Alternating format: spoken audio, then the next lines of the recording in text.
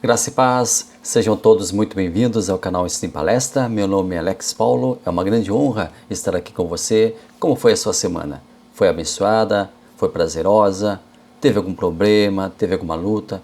Mas eu tenho certeza que, a despeito das dificuldades, nós confiamos no Deus Todo-Poderoso que nos abençoa, que nos guarda e que nos livra. E dia após dia nós depositamos essa confiança nele. Vamos juntos para mais um estudo da Palavra de Deus. Você sabe que aqui no canal Ensino em Palestra nós estamos sempre dispostos a aprender e aprender juntos, aprender com vocês.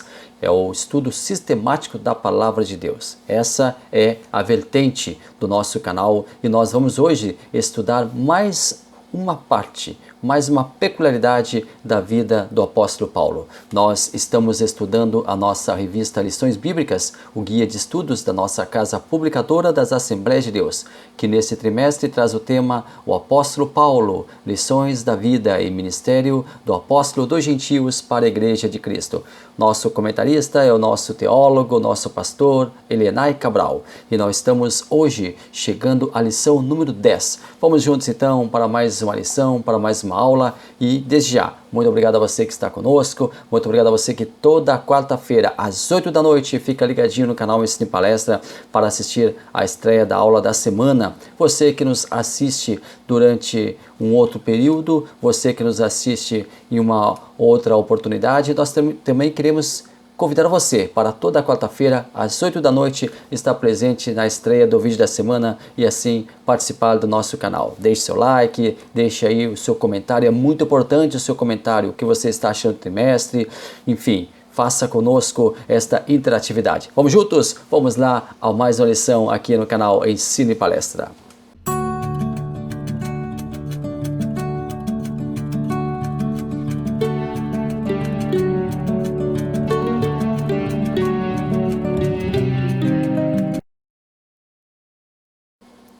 Lição número 10, Paulo e seu amor pela igreja.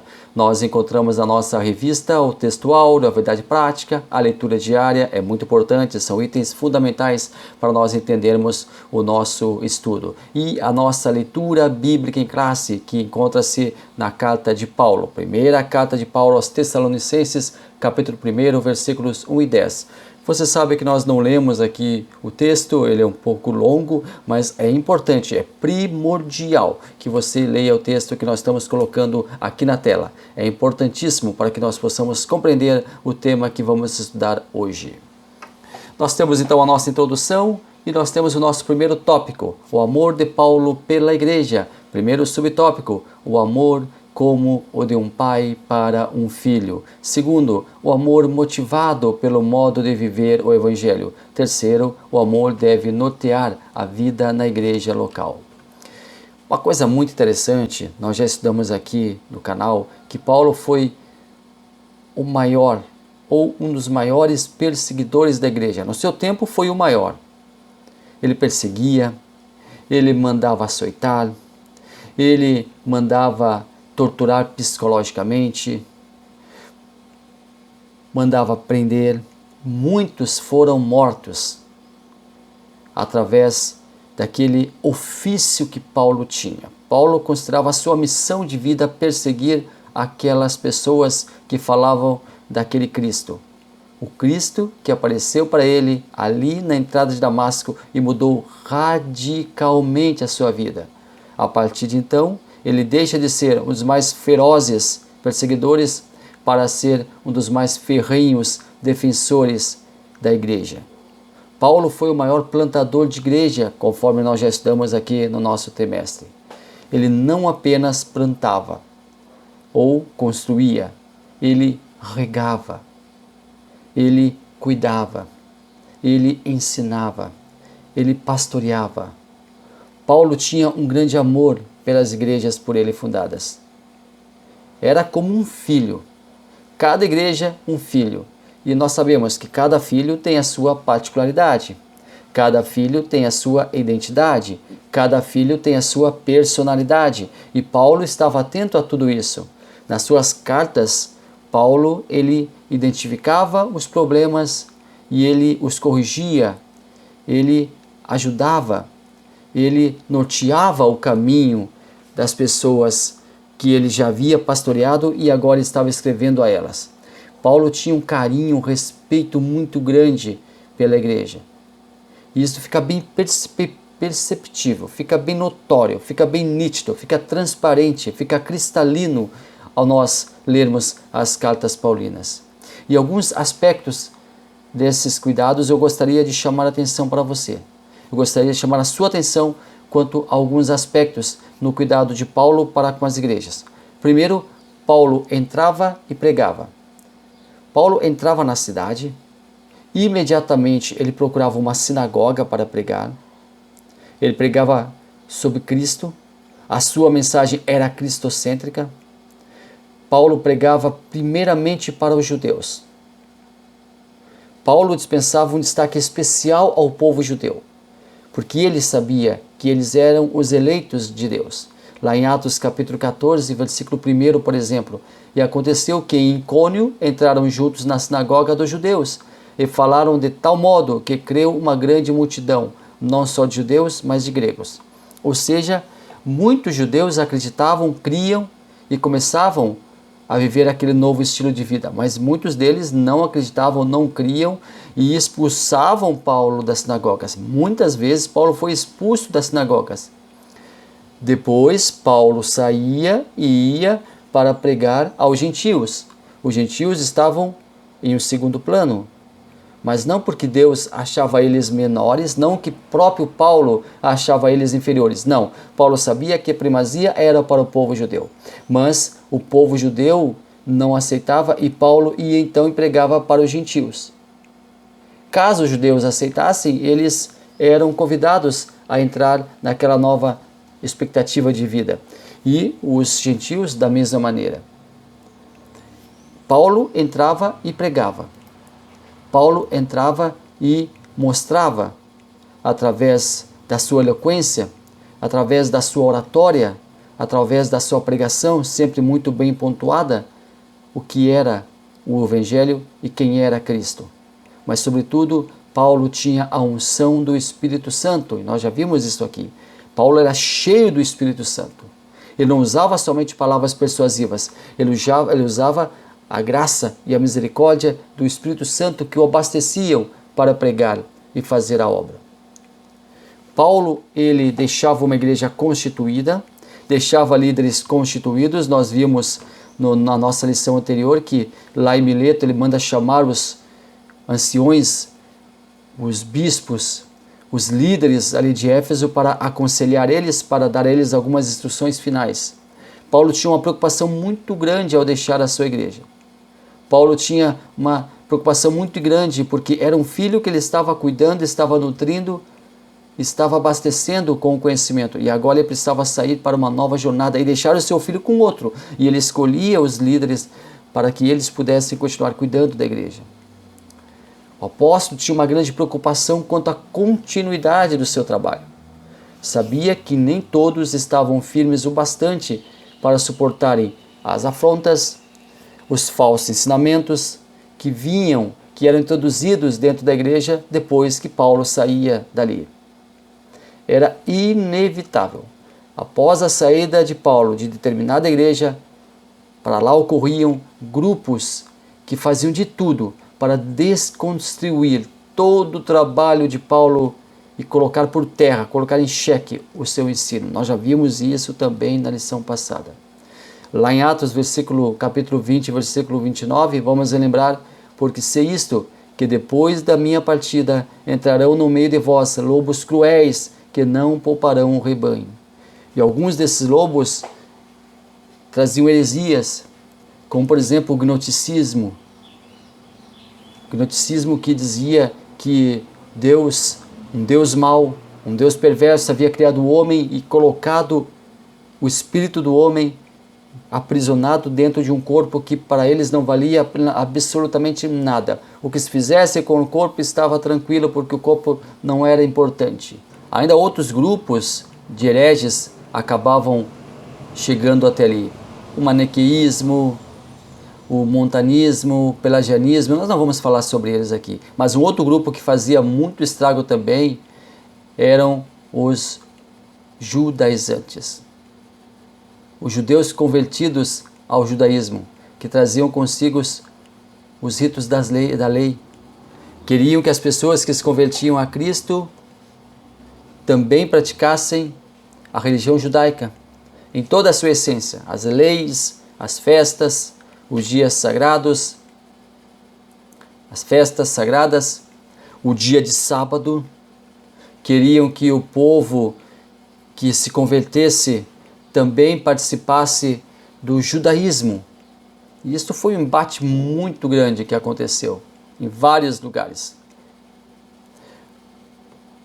Paulo, ele se preocupava com isso. Paulo tinha uma grande preocupação, um grande cuidado para com a sua igreja. Por isso, muitas vezes, Paulo escrevia às igrejas. Era a maneira da comunicação naquela época. Era a comunicação mais eficaz, as cartas. Paulo se comunicava com as igrejas e essa comunicação se dava através das cartas que escrevia. E nessas cartas Paulo aconselhava, Paulo ensinava, Paulo corrigia, Paulo prevenia.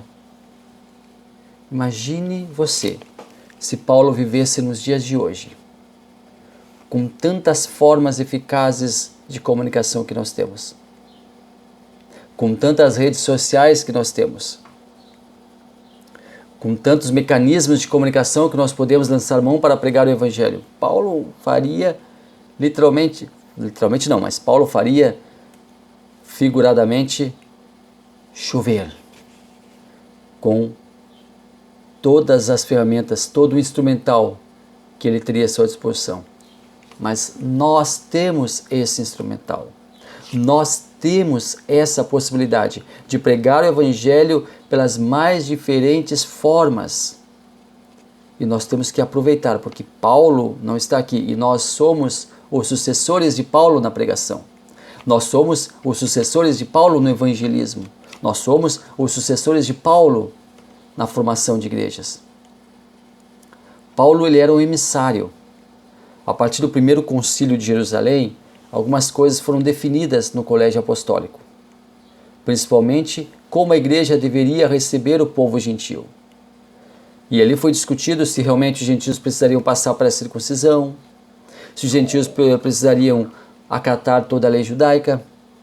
Houve uma grande assembleia,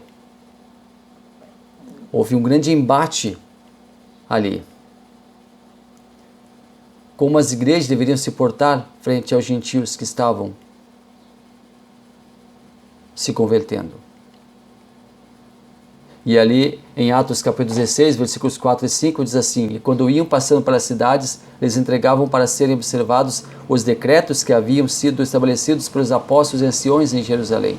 Por quê? Porque ali em Jerusalém foi feito então um grande acordo, foi feito então ali uma definição, chegaram a um denominador comum, emitiram cartas, e essas cartas eram lidas nas outras igrejas para que o povo soubesse quais eram as determinações do colégio apostólico quanto àqueles costumes. E Paulo era o emissor dessas cartas juntamente com seus companheiros. Ou melhor, Paulo era aquele que levava as suas cartas, era o emissário, aquele que levava as cartas, aquele que entregava as cartas, aquele que era o depositário daquelas cartas para que as igrejas conhecessem o que havia sido estabelecido ali pelo colégio apostólico.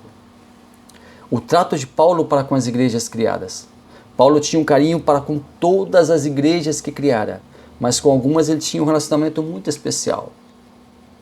Filipenses, por exemplo, Tessalonicenses, por exemplo.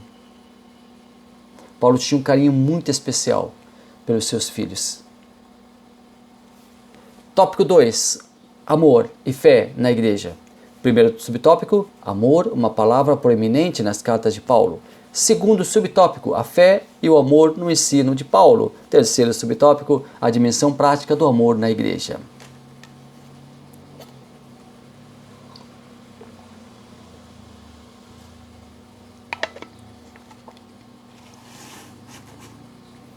Está gostando do vídeo?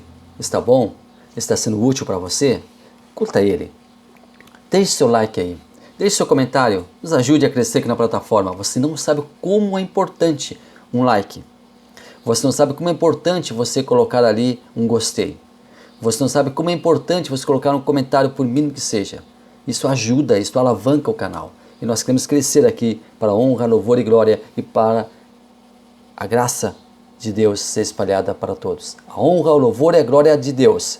E a graça dele ser espalhada para todos através desse humilde canal aqui chamado Ensino e Palestra. Vamos então ao nosso segundo tópico. O amor é a essência da personalidade de Deus. O amor é o interesse, é a busca do bem maior da outra pessoa.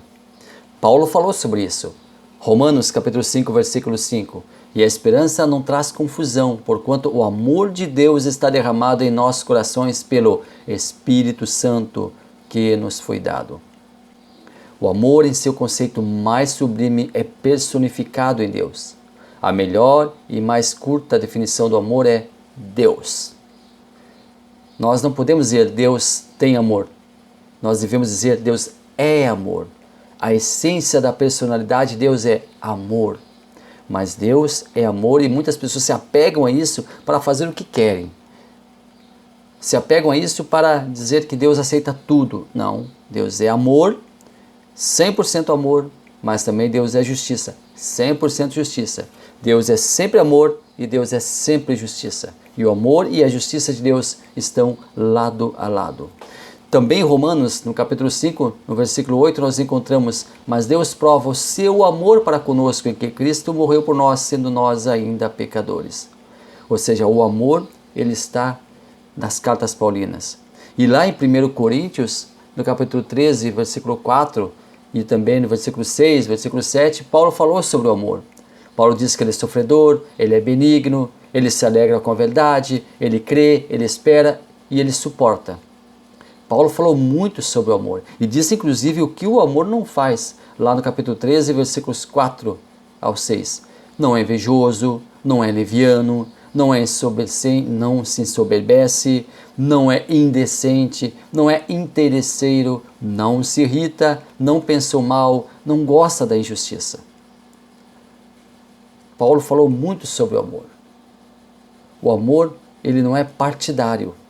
O amor, ele não lança em rosto uma ajuda, um auxílio.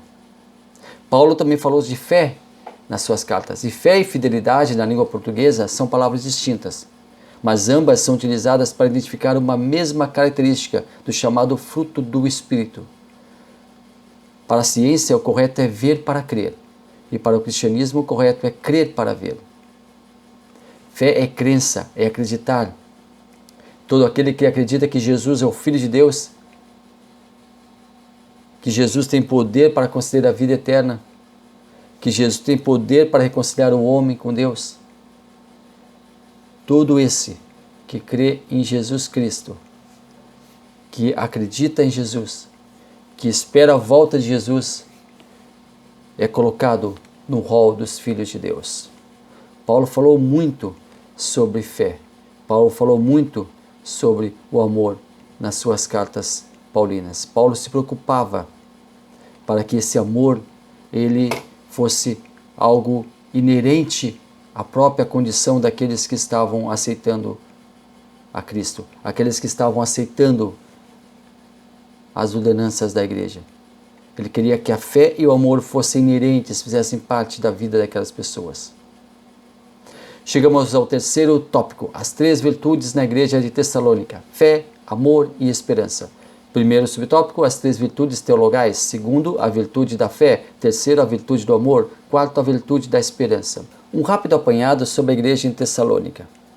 Tessalônica era a cidade mais populosa e próspera na Grécia Antiga, ali no reino da Macedônia.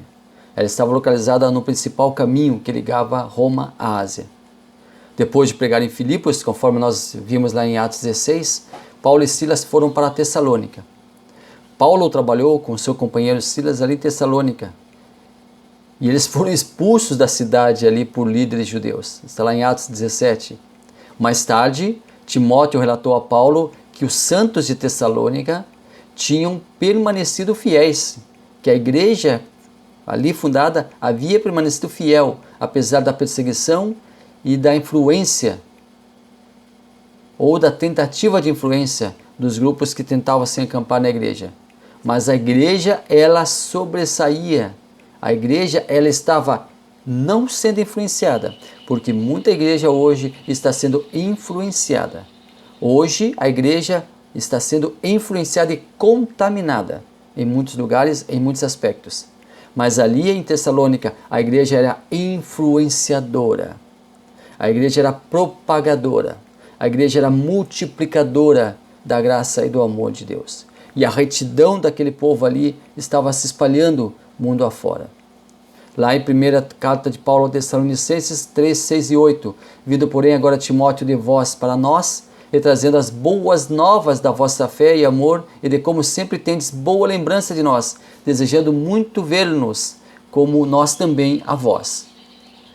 Por essa razão, irmãos, ficamos consolados acerca de vós em toda a nossa aflição e necessidade pela vossa fé, porque agora vivemos se estáis firmes no Senhor.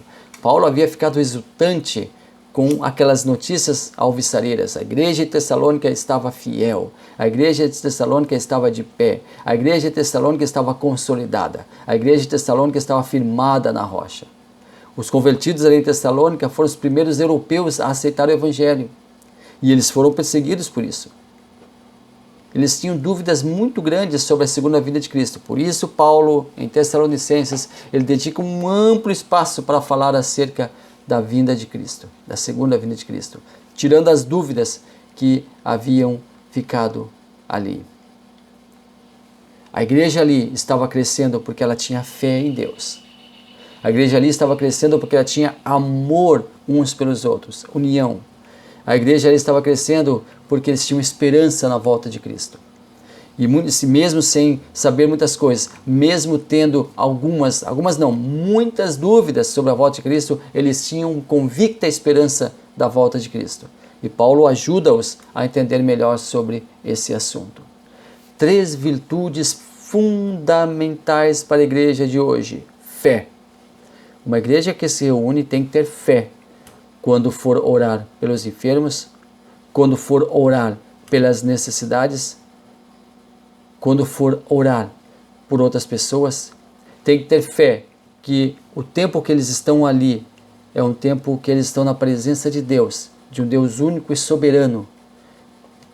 E saber que esse Deus é aquele que um dia voltará para buscar essa igreja. Essa igreja tem que ter fé para passar por dias maus. Tem que ter fé, sabendo que Deus é o provedor. Amor. Uma igreja tem que se unir através do amor. Os membros devem amar-se, as pessoas devem querer-se, as pessoas devem aproximar-se uma das outras, as pessoas devem comungar umas com as outras, as pessoas devem ter um bom relacionamento umas com as outras. Tudo isso advém do amor. Uma igreja que se une tem que ter o amor, porque é o amor que as une, é o amor que as mantém alicerçadas. Esperança.